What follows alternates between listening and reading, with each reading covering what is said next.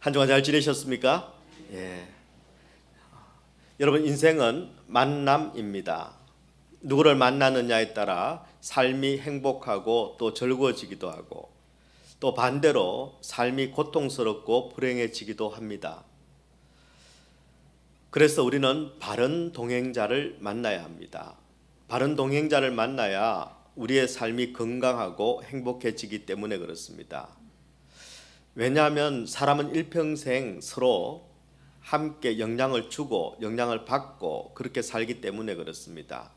바른 동행자를 만나면 좋은 영향을 받고 주게 됩니다. 그런데 불행하게도 나쁜 동행자를 만나고 그래서 나쁜 영향을 주고 또 되갚는 이런 사람들이 의외로 우리 주변에는 참 많이 있습니다. 여러분, 혹시 스톡홀름 증후군이라는 말을 들어보셨습니까? 예, 이 용어는 스웨덴의 수도인 스톡홀름에서 발생한 은행 강도 사건 때문에 생긴 그런 심리학 용어입니다. 1973년 8월 23일에 스톡홀름에 있는 크레디트 방켄 은행에 강도가 들었습니다. 2명의 강도가 은행에 침입을 했습니다.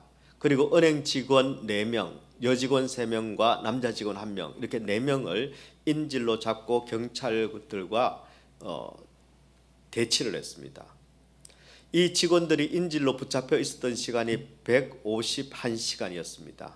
강도들과 이 인질들이 같이 있었던 겁니다. 그리고 사건 발생 6일 만에 극적으로 이 인질들이 구조가 됐습니다. 그런데 구조된 이 은행 직원들에게 조금 이상한 현상이 나타났습니다. 그게 뭐냐면 강도들과 함께 있으면서 정서적인 애착 관계를 가지게 된 겁니다. 강도들이 너무너무 이해가 된 겁니다. 그리고 심지어 구조가 될 때, 여러분, 이 인질 사건에서 구조되면 주로 어떤 현상이 벌어집니까? 그 인질들이 구조하러 온 구조대 혹은 경찰들과 함께 끌어안고 난리가 납니다. 그런데 이 사건에서는 이상하게 마지막 순간에 이 인질들이 구조되면서 강도들과 포옹하고 키스하고 난리가 났습니다. 그리고는 그 이후에 여러분, 이 강도들이 재판에 넘겨졌을 때 강도들의 신변을 염려해서 법정에서 불리한 증언을 거부했습니다. 오히려 자신들을 구해준 그 경찰들에 대해서 적대적인 감정을 드러내기까지도 했습니다. 참 이상한 일이지요. 바로 이 은행 직원들이 보인 이 모순적인 그리고 이 비합리적인 태도를 스톡홀름 증후군, 이렇게 이름을 붙였습니다. 일종의 잘못된 만남 그리고 잘못된 관계에서 나타나는 트라우마적 동화 현상입니다. 틀린 줄 알면서도 닮아가는 현상이죠. 이것과 비슷한 사건이 어떤 것이냐면, 여러분, 군대를 가면은 꼭 괴롭히는 고참이 있습니다. 한마디로 구타가 있는 거죠. 근데 많이 맞은 피해자들이 맞을 때마다 생각합니다. 나는 고참이 되면 절대 안 때릴 거야. 그런데 그놈이 더합니다. 그런 현상이죠. 또 다른 예로 이런 게 있습니다. 시어머니에게 구박을 받는 며느리가 나는 우리 며느리한테 절대 잘해줘야지 그러는데 80%가 절대 못 해줍니다. 어쩌면은 바로 트라우마적 동화 현상의 한 가지입니다. 여러분은 지금까지 어떤 만남 속에서 여러분 살아왔습니까?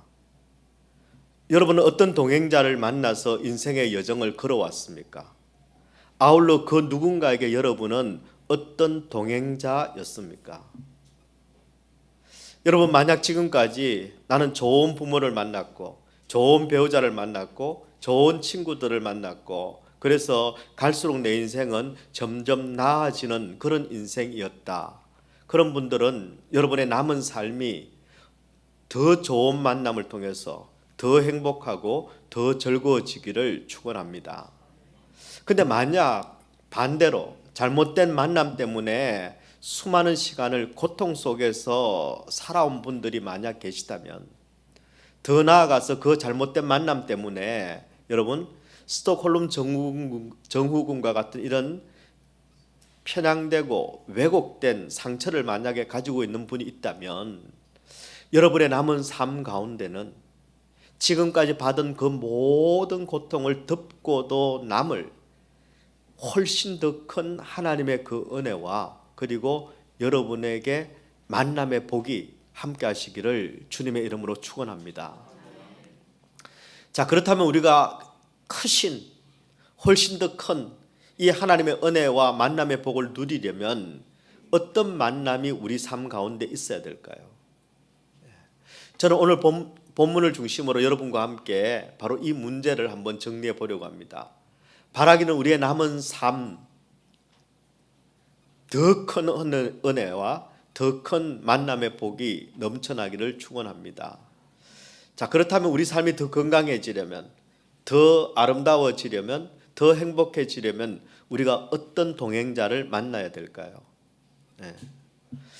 여러분, 우리 삶이 더 아름다워지려면 첫 번째, 믿음의 사람을 만나야 합니다. 믿음의 사람을 만나야 합니다.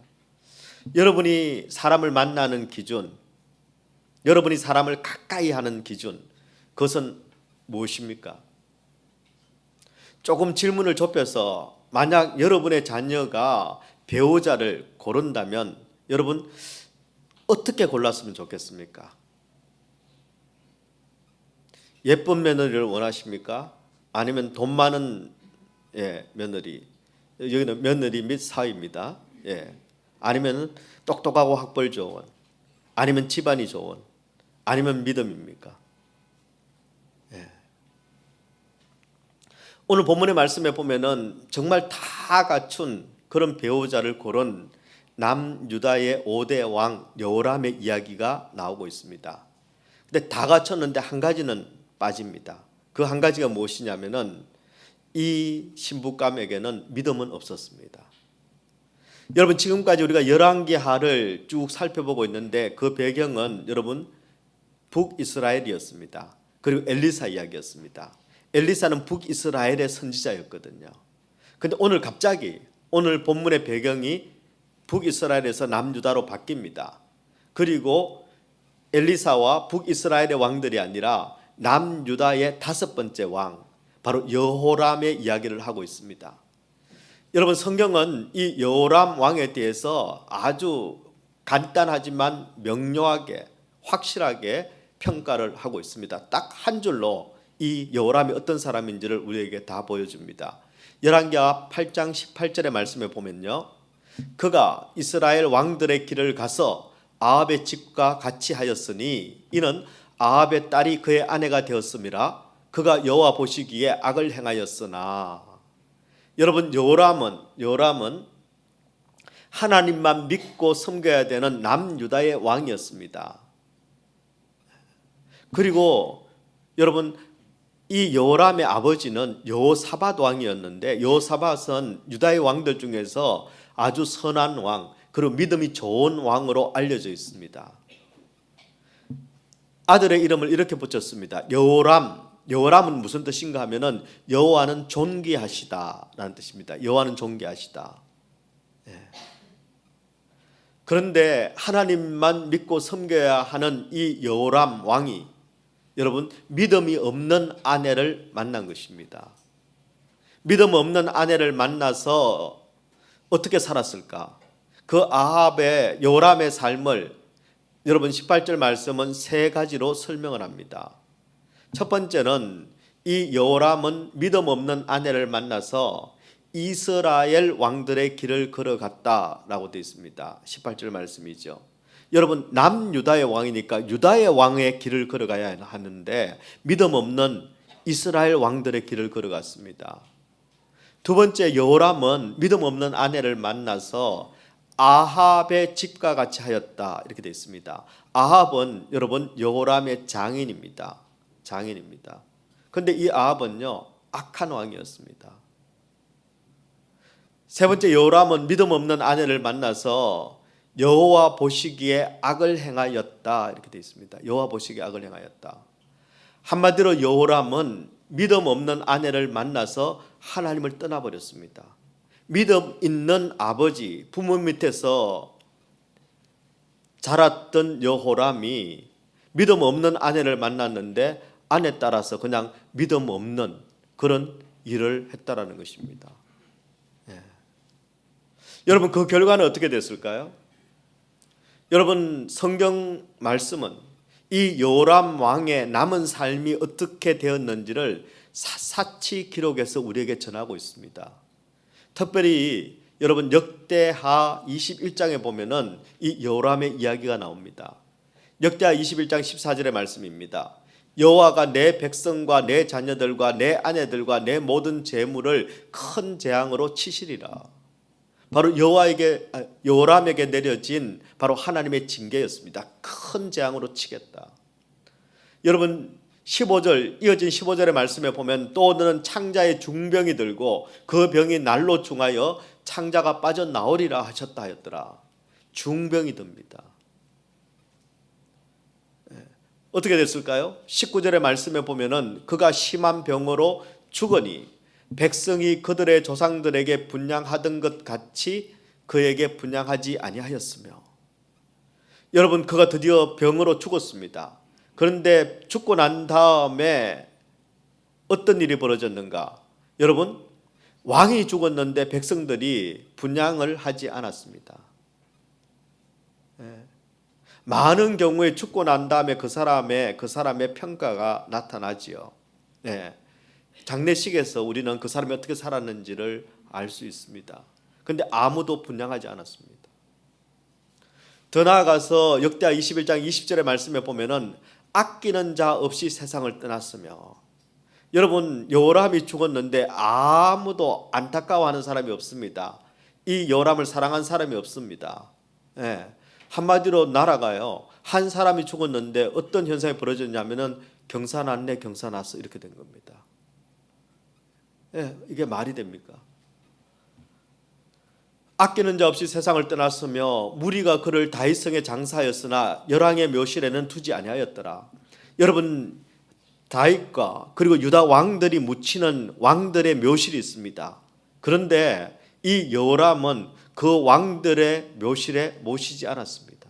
그냥 한 데다가 무덤을 마련했다라는 것입니다. 요람의 끝은 비참했습니다.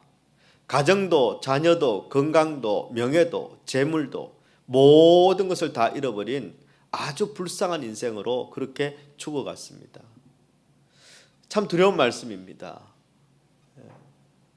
아마 이렇게 생각하는 분이 있을지 모르겠습니다. 아니 불신 결혼했다고 해서 이렇게까지 징계하시는, 아니 저주하시는 것은 하나님이 너무하신 것 아닙니까? 그리고 불신 결혼했다 하더라도 전도해서 예수 믿게 만들면 그게 영혼 구원하는 일이니까 그게 더 좋은 일 아닙니까? 생각하시는 분이 있으실 겁니다. 그런데 여러분 이 말씀은 사실은 불신 결혼하면 이렇게 저주받는다라고 우리에게 겁주기 위한 말씀이 아닙니다. 여러분 오히려 우리 하나님께서는 우리를 구원하기를 원하십니다. 오늘 본문 19절의 말씀을 보면은 여러분 바로 이런 요람에 대해서 여호와께서 그의 종 다윗을 위하여 유다 멸하기를 절개하지 아니하셨으니 이렇게 되어 있습니다. 하나님은 멸하기를 절개하시는 분이 아니십니다. 여러분 하나님께서 우리를 괴롭히지 않으십니다. 가만 놔둬도 우리는 죽은 인생입니다.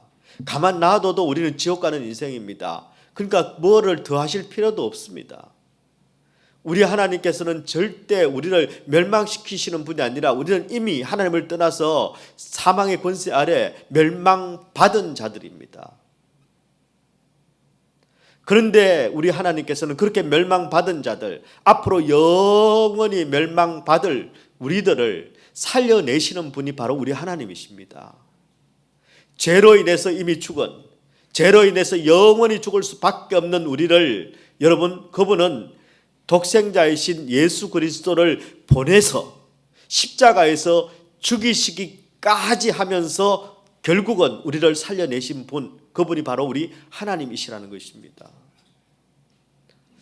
그렇다면은 여러분 요람에 대한 이 징계는 도대체 무언가? 요람이 남유다의 왕이었기 때문입니다. 즉 믿음의 사람은 세상 사는 기준이 불신자와는 달라야 한다는 뜻입니다. 며칠 전에 아들이랑 이런저런 이야기를 하다가 아들이 저한테 이렇게 물었습니다. 아빠, 외삼촌은 그렇게 똑똑하고 그렇게 열심히 비즈니스를 하는데 왜 크게 성공하지 못하는 거야? 우리 처남이 이 설교는 안 들어야 되는데요. 외할머니께서는 그게 외삼촌이 믿음 생활을 더 열심히 안 해서 그런 거라 하시던데, 아니 세상에는 믿음 없이도 잘 사는 사람, 성공한 사람 많잖아요. 그 성공하고 믿음하고는 사실 상관없는 거 아니에요? 하고 물었습니다. 그래서 제가 이렇게 대답을 했습니다. 불신자에게는 믿음과 성공이 직접적인 상관이 없다. 그러나 믿는 우리에게는 성공뿐만 아니라 인생의 모든 것은 다 믿음과 상관이 있다. 믿음과 연결이 되어 있다. 왜냐하면 하나님께서 요구하시는 기준이 불신자와 우리가 다르기 때문이다. 하나님께서 믿는 우리에게, 신자인 우리에게 요구하시는 기준은 훨씬 더 엄격하다라는 것을 네가 알아야 한다. 이렇게 이야기를 했습니다. 여러분, 이 아침 요람을 통해서 우리가 배워야 할 교훈도 이것입니다. 남유다의 왕은 북이스라엘의 왕과는 달라야 합니다. 그들처럼 살면 안 되고 그들과 동행하면 안 됩니다. 여러분, 신자의 삶은 불신자의 삶과 달라야 합니다. 그들처럼 살면 안 됩니다. 그들과 동행하면 안 됩니다. 그런데 여호람은 그 분별이 없었습니다. 아니, 믿음이 없었던 것입니다. 믿음이 그렇게 중요하다고 생각하지도 않았습니다. 여러분, 믿음의 사람들은 믿음의 동행자를 만나야 합니다. 그래서 사도 바울은 고린도후서 6장 14절에서 이렇게 말씀합니다. 믿지 않는 자와 멍에를 함께하지 말라. 믿지 않는 자와 멍에를 함께하지 말라. 여러분, 멍에를 같이 맨다. 멍에는 지금 누가 매는 거죠? 소가 맵니다. 소는 결이라고 하죠. 두 마리가 한 짝이 되어서 멍에를 하나 매게 되는 겁니다. 그런데 여러분, 이 멍에를 같이 맨다라는 것은 같은 방향으로 같은 길을 걸어간다는 것을 의미합니다. 만약에 소가 밭을 가는데 한 마리는 이렇게 가고 한 마리는 저렇게 가면은 여러분 어떻게 될까요? 그러면 둘이 서로 힘듭니다. 같이 갈 수가 없습니다. 그날 밥상은 소고기국이 될 수도 있습니다. 같은 방향으로 같은 길을 요람은 걸어갔습니다. 어디로 걸어갔을까요? 불신자인 아합과 이세벨의 딸 아달랴랑 같은 길을 걸어갔습니다. 그 길은 좋은 길이었을까요? 여호와 보시기에 악한 길이었습니다. 여러분, 아합은 악한 왕이었습니다. 그런데 더 악한 여자 이세벨을 만났습니다. 그래서 악의 극치를 울트라 짱이었습니다. 그런데 그 딸이 아달랴가요, 엄마를 꼭 빼닮았습니다. 엄마를 꼭 빼닮았습니다. 그래서 여러분, 장모를 보고 결혼을 결정하셔야 됩니다. 요람은 여러분 바로 그 아달랴를 따라서 똑같은 길, 믿음의 길이 아니라 오히려 불신의 길을 함께 걸어갔습니다. 그리고 그 인생의 결론을 아까 우리가 살펴본 것입니다. 여러분, 인생은 광야의 길입니다. 홀로 걸어가기에는 너무 위험합니다. 힘든 곳입니다. 반드시 함께 걷는 여러분 동행자가 필요하지요. 그런데 아무나 같이 동행하면 안 됩니다. 꼭 믿음의 동행자를 만나야 합니다. 내가 길을 잘못 들었을 때 바른 지도를 보여줄 수 있는 그런 믿음의 동행자. 내가 낙심하고 쓰러져 있을 때 오히려 기도하며 나를 이렇게 세워줄 수 있는 그런 믿음의 동행자. 그리고 내가 외롭고 고단할 때 그 자리에서 함께 울어주고 함께 웃어줄 수 있는 그런 믿음의 동행자. 이런 믿음의 동행자가 있는 사람은 여러분 절대 그 인생길을 실패하지 않습니다. 승리할 수밖에 없습니다. 저는 저와 여러분에게 이런 믿음의 동행자들이 많아지기를 축원합니다.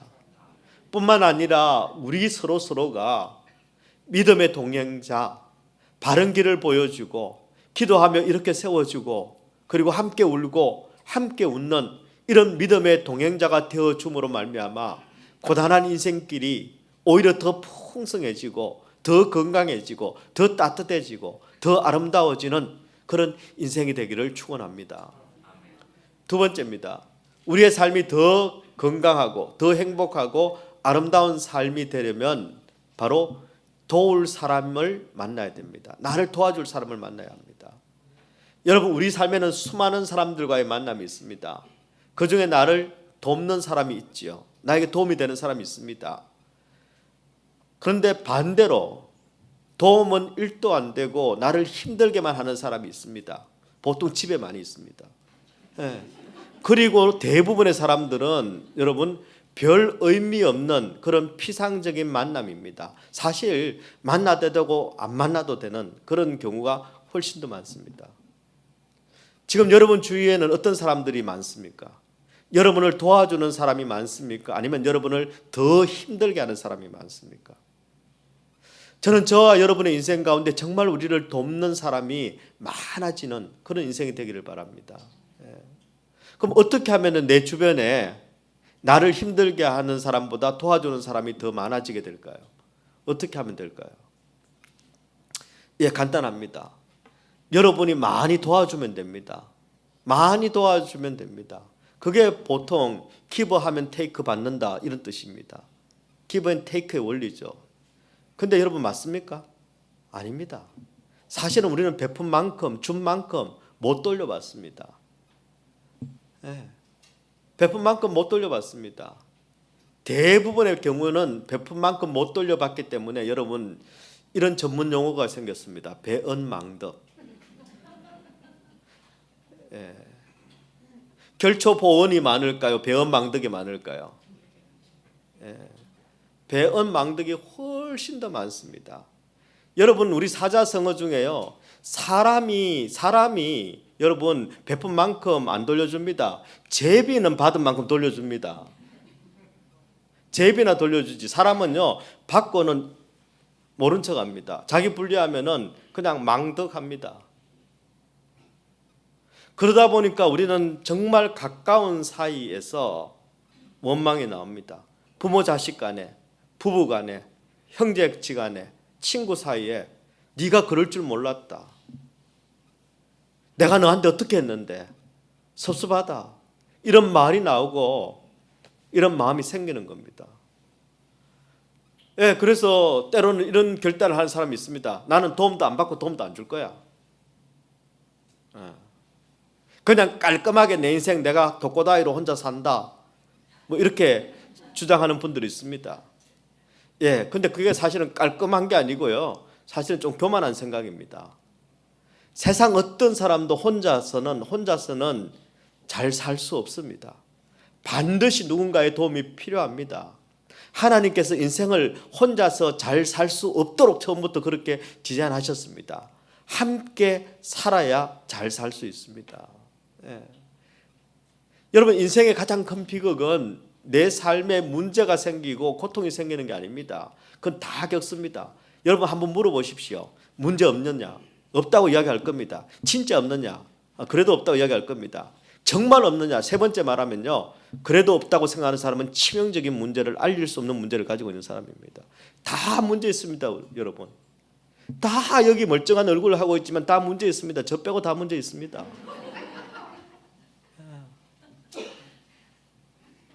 아니요. 우리는 내 인생 내가 책임 못 집니다. 내 인생 내가 책임 못 집니다. 그랬으면요. 우리가 여러분 예수님이 필요 없었겠죠. 우리가 죽지도 않았겠죠. 여러분 인생이 정말 비참한 것은 내가 문제 속에 있을 때, 고통 속에 있을 때 여러분 함께 아파해 줄 사람, 함께 울어줄 사람, 그 사람이 없는 게 비극인 겁니다. 그게 없는 게 비극인 겁니다. 여러분 본문에 나오는 유다 왕 여호람이 그런 사람이었습니다. 그의 주변에는 그를 도와줄 사람이 하나도 없었습니다. 잘 나갈 때는 사람 많았죠. 왕인데요 뭐. 그런데 정작 그를 도와주는 사람은 없었습니다. 뭐 빼먹을 궁리만 한 거지요. 왜 그럴까요? 여러분 분명히 기억하셔야 합니다. 하나님과의 관계가 어긋나면 사람들과의 관계도 어긋납니다. 여러분 하나님의 도움의 손길이 끊어지면 사람의 도움의 손길도 끊어집니다. 하나님도 안 도우시는데 뭐 믿고 돕겠습니까? 완전하신 하나님, 나를 그렇게 사랑하시는 그 하나님과도 내가 온전한 관계를 맺을 수 없는데 나하고 비슷한 죄 많은 인간들하고 어떻게 우리가 잘 지낼 수가 있겠습니까? 죄 없으시고 나를 죽기까지 사랑하시는 그분하고도 잘 못 지내는 인생이 어떻게 죄 많은 인생들과 잘 지낼 수 있단 말입니까? 여러분 도울 자를 붙여주시는 분은 하나님이십니다. 떼는 분도 하나님이십니다. 여러분 요람이 하나님을 배반했습니다. 그러자 모든 주변이 그를 배반하기 시작을 했습니다. 가장 먼저 제일 만만했던 속국 에돔이 요람을 배반합니다. 20절의 말씀에 보면 요람 때에 에돔이 유다의 손에서 배반하여 자기 위에 왕을 세운 고로 이렇게 나옵니다. 여러분 다윗 때부터 유다에 조공을 바쳤던 나라가 속국 에돔이었습니다.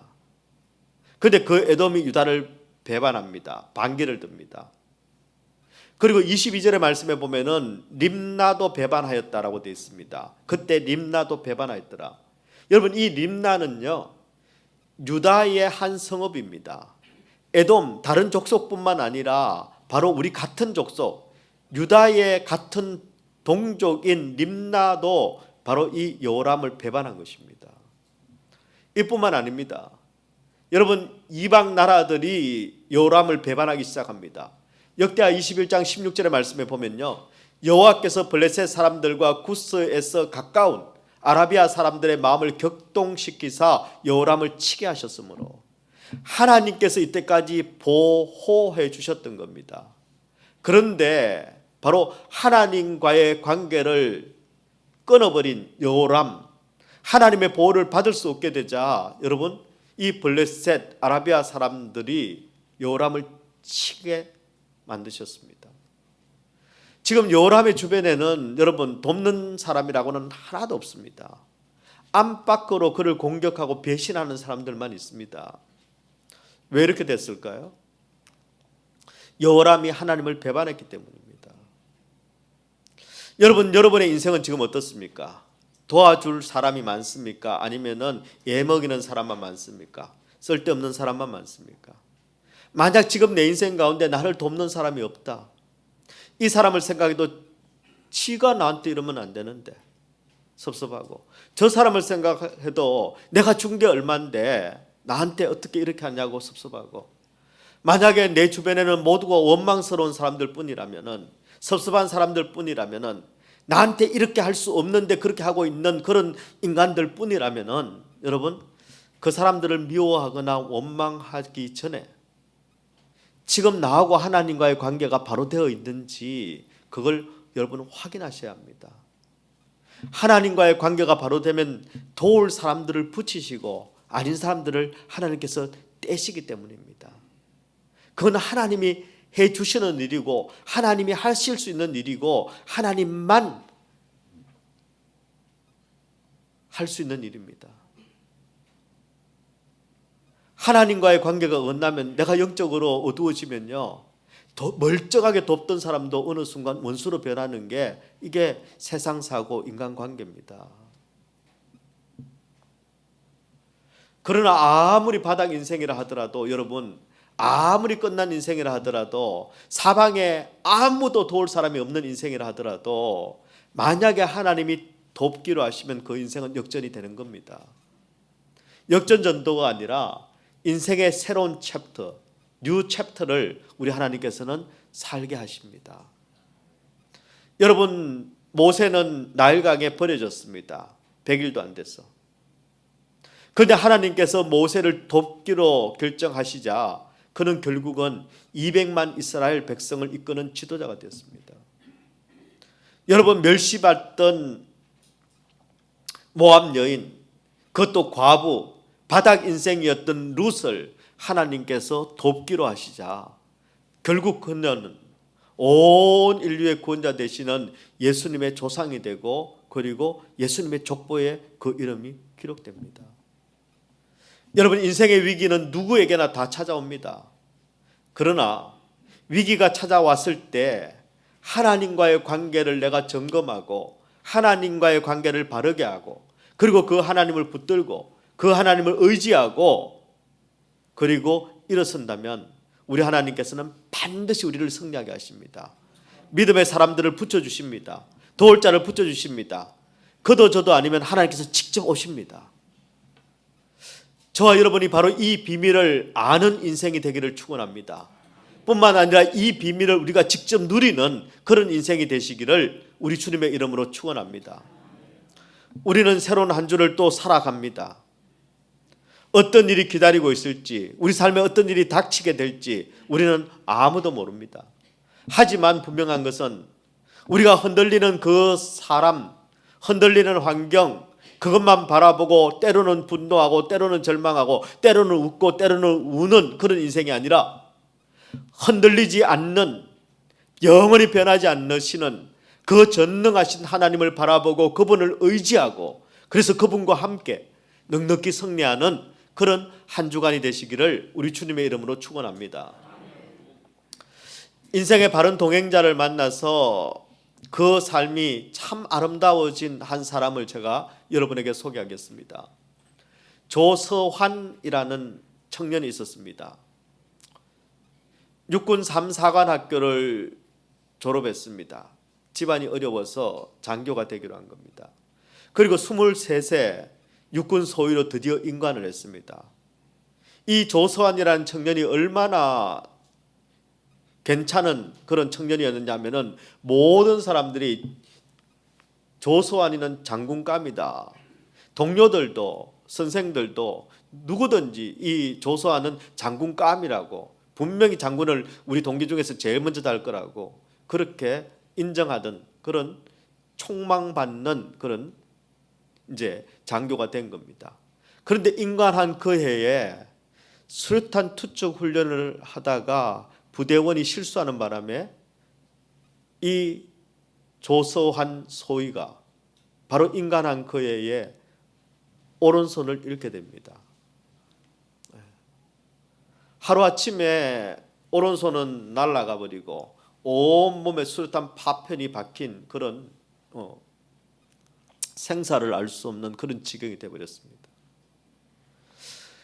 당시 조서환이라는 이 청년에게는 교제하던 여자친구가 있었습니다. 바로 경옥이었습니다. 김경옥. 그런데 여러분 생각해 보십시오. 하루아침에 오른손을 잃어버린 불구조가 되었고 온몸에 지금 수류탄 파편이 박혀서 병원에 누워있는 신세인데 도저히 여자친구에게 연락할 용기가 나지 않았습니다. 무서웠습니다. 그래도 너무 보고 싶어서, 너무 사무치게 보고 싶어서 어렵게 연락을 했습니다. 근데 이 여자친구가 이 연락을 받고는 어떻게 했을까요? 왔을까요? 안 왔을까요? 연락을 했는데 단숨에 달려왔습니다. 그리고 병원에서 처참하게 누워있는 이 조서환을 보고는 바로 나가서 병원 앞에다가 방을 하나 얻었습니다. 그리고 아침 저녁으로 병원에 와서 이 남자친구를 간호하기 시작을 했습니다. 한쪽 손을 잃어버렸고 이제 내가 가진 모든 꿈도 희망도 소망도 다 잃어버린, 이제는 내가 꿈꿨던 그 모든 것을 포기당할 수밖에 없었던 그 조서환, 이 23살의 청년이 그 여자친구의 사랑으로 세상을 내가 다 얻은 것 같았습니다. 그리고 한번 살아봐야지, 내가 다시 일어서야지, 그렇게 재기할 용기를 얻었습니다. 그런데 어떻게 알았는지 이 여자친구의 아버지가 딸이 남자친구가 병원에 입원했는데 그 앞에 가서 매일 찾아가서 간호를 하고 있다는 사실을 아버지가 알게 됐습니다. 그래서 아버지가 병원으로 찾아왔습니다. 그리고는 딸을 반강제로 데려가려고 끌고 가려고 했습니다. 완강하게 거부를 했습니다. 그러자 아버지가 이게 머리 끝까지 이제 화가 치밀어 올라서 너 저놈 마누라 할래? 내 딸 할래? 양자택일해. 오늘 결단을 하자. 소리 지르기 시작을 했습니다. 여러분 어떻게 하시겠습니까?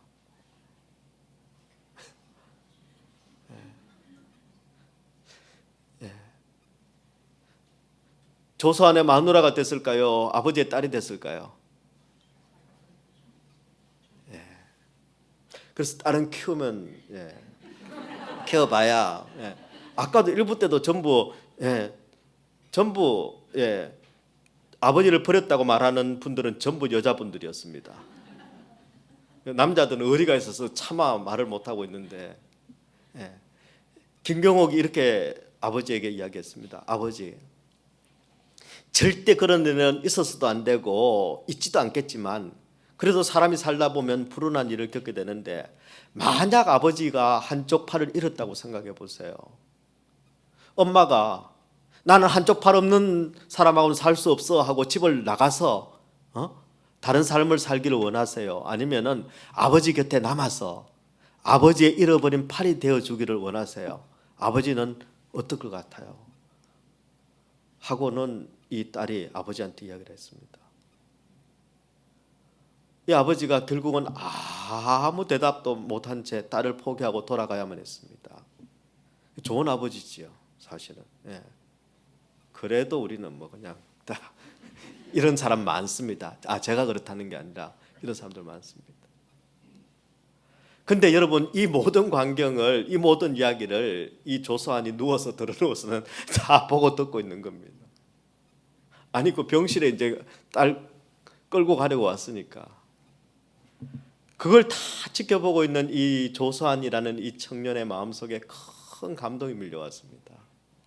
그리고 여자친구에게 빚진 마음을 가지게 됐습니다. 그리고 이런 결심을 했습니다. 내가 다른 건 못해도 내 평생 이 여자 하나만큼은 누구보다 내가 행복하게 해주겠다. 내가 다른 건 몰라도 누구보다도 나는 자랑스러운 남편이 되겠다 하고 결단을 했습니다. 이후에 이 청년 조서안은 정말 그 어려운 환경과 상황을 뛰어넘어서서 대학을 진학을 했습니다. 그리고 졸업 후에 여러분, 장애인은 취직하기가 얼마나 힘이 듭니까?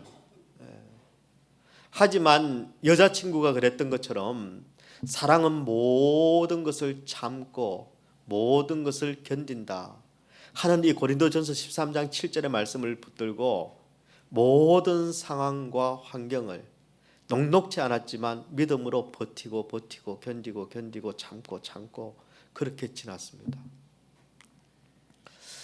그 결과 여러분 취직이 됐습니다.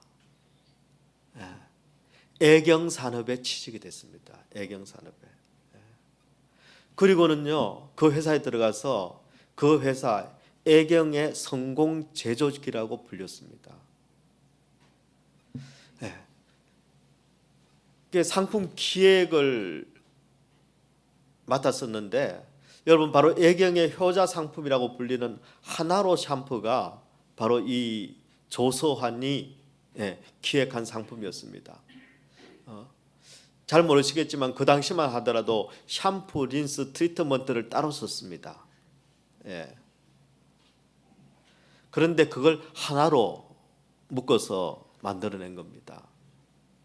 그리고 20개의 치아를 80세까지 건강하게 보존해 준다 해서 2080 치약을 기획하고 그리고 그게 대히트를 쳤습니다.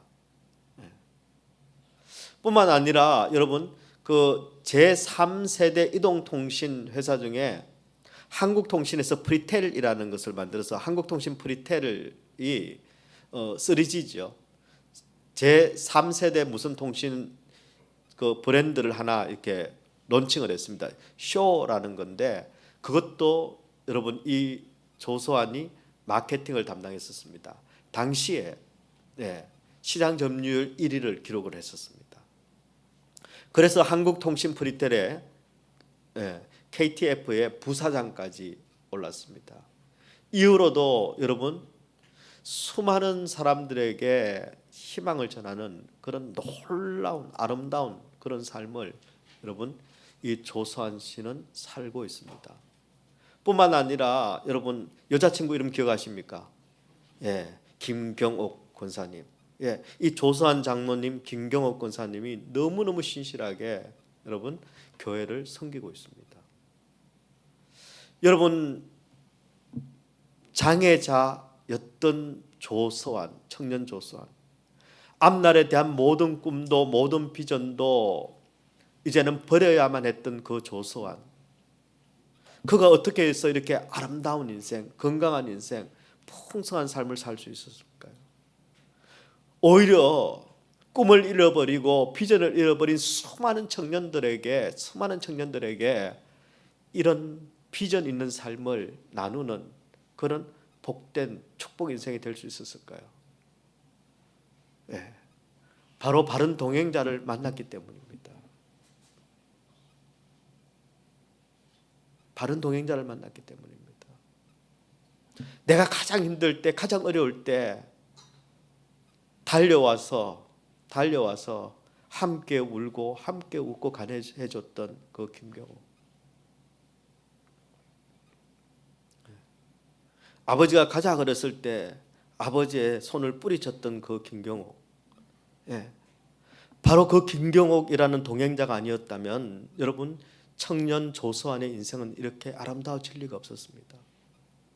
자신의 모든 것을 다 내어주고 그리고 섬긴 그 믿음의 아내를 만났기에 누구보다 건강하고 아름다운 삶을 살 수 있었습니다. 여러분의 동반자는 누구입니까? 여러분 혹시 이런 노래를 아십니까? 당신은 나의 동반자, 영원한 나의 동반자. 찬양을 하면은 반응이 없는데 이게 내 생애 최고의 선물 바로 당신과의 만남이었어 라는 노래가 있습니다. 이게 누가 부른 건지 아십니까? 태진아라는 가수가 불렀습니다. 근데 태진아가요 여러분 원래 예수를 안 믿던 사람이었습니다. 결혼해서 장모하고 와이프 때문에 그 옥경이 때문에 교회를 가게 된 겁니다. 결혼생활이란다. 신앙생활도 그렇게 변변치 않았습니다. 그런데 어느 날 교회에서 기도하고 있는데 그 놀라운 은혜가 임했습니다. 그리고는 나도 CCM 한번 만들어 보자. 하나님을 찬양하는 그런 노래를 한번 만들어 보자라는 그런 강한 그런 욕구가 생겨서 하나를 만든 겁니다. 그게 뭐냐면은 여러분 원래 이 곡이 가사가 처음에 지을 때는 이랬습니다. 주님은 나의 동반자, 영원한 나의 동반자. 내 생의 최고의 선물은 바로 주님을 만난 것이었소 라는 나름대로 찬양을 만든 겁니다. 근데요 네가 하면은 은혜가 안 된다 이래가지고 차라리 그냥 가사를 바꾸자 해서 당신으로 바꿨는데 그 히트를 친 겁니다. 히트를 치고 난 다음에 그 다음에 어디 다니면서 원래 이게 주님이었는데 내가 바꿨다고는 간증하고 다닙니다. 하나님은 때로는 거꾸로도 역사하시는 분이 하나님이십니다. 여러분은 어떤 동반자를 만나셨습니까? 여러분 사람의 사랑이 숭고한 한 사람의 사랑이 조소환이라는 이렇게 아름다운 인생을 빚어낼 수 있다면, 만들어낼 수 있다면, 그리고 함께 하나님께서 기뻐하시는 그 삶을 살아갈 수 있게 되었다면, 나를 위해서 목숨을 아끼지 않고 직접 그 생명을 내어주신 예수 그리스도, 그분의 사랑을 받고 있는 우리, 그리고 그분께서는 지금 우리하고 함께 동행하고 계시는데 그분과 동행하고 있는 그런 우리 인생은 도대체 어떤 삶이 되어야 할까요? 여러분은 주님과 동행하면서 어떤 삶을 살고 계십니까?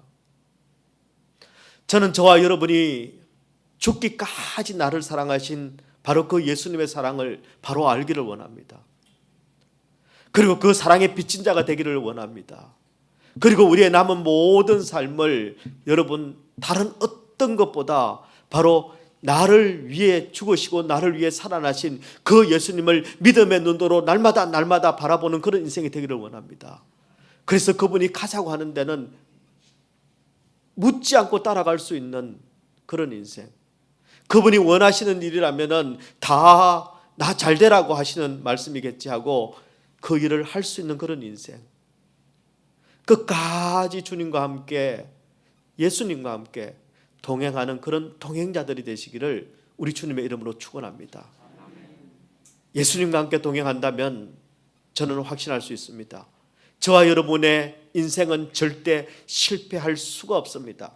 실패하려고 발버둥을 쳐보십시오. 실패할 수가 없습니다.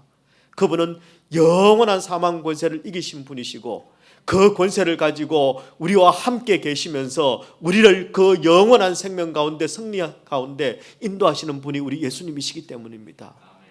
우리 얼바인 사랑의 교회가 그리고 우리 모든 성도들이 이 주님과 함께 걸어가는 인생, 오직 한 길 이 주님과 함께 손 굳게 붙잡고 주님이 우리 인생의 영원한 동반자가 되셔서 승리하는 그런 복된 축복 인생이 되시기를 우리 주님의 이름으로 축원합니다.